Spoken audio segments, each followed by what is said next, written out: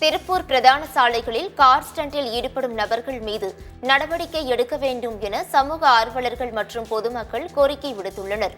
திருப்பூர் பிரதான சாலைகளில் கார் ஸ்டண்டுகள் நடைபெறுவது தொடர்கதையாகி வருகிறது. திருப்பூர் அவிநாசி பிரதான சாலை SAP பேருந்து நிறுத்தம் பகுதியில் சொகுசு கார் ஒன்றை ஓட்டி வரும் நபர் ஒருவர் எவ்வித அவசியமும் இன்றி காரை சாலையில் ட்ரிப்ட் செய்து திருப்பி செல்கிறார்.